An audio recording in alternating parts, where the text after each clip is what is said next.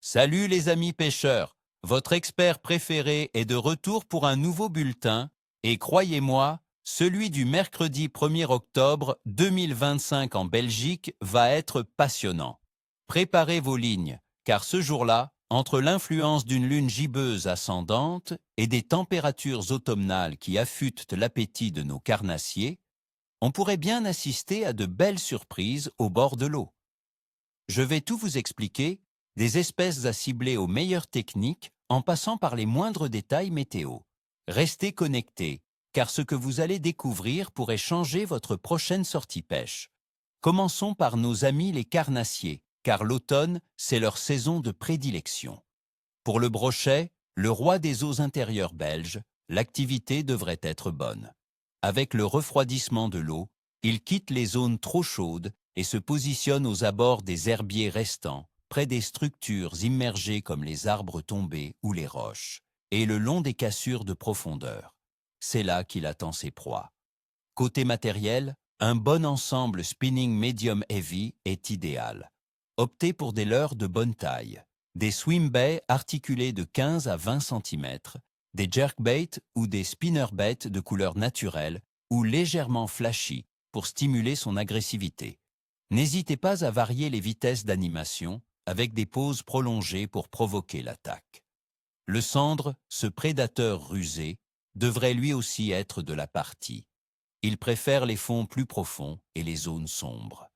Cherchez-le dans les fosses, les embouchures de canaux et près des ponts où le courant est modéré.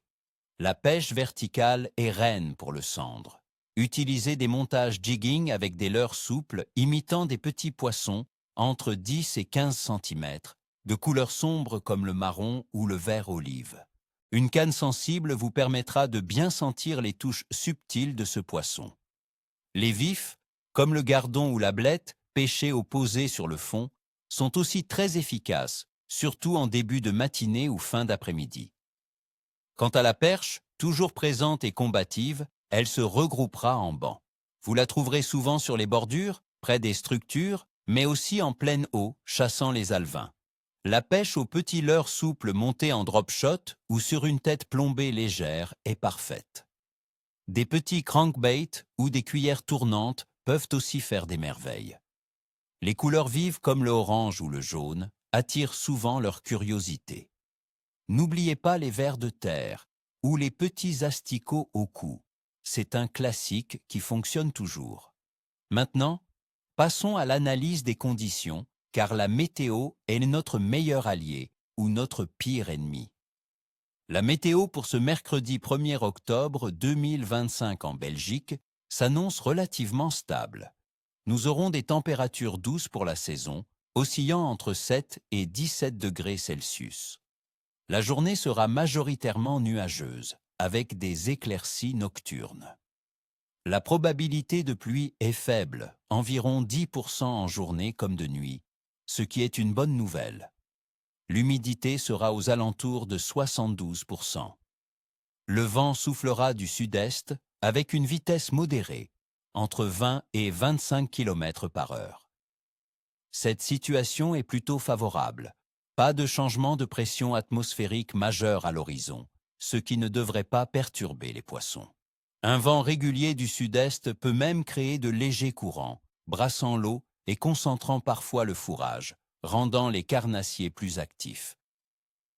La température de l'eau, elle, devrait être autour des 16 degrés Celsius dans les grands plans d'eau comme les lacs et les canaux, et légèrement inférieure dans les petites rivières.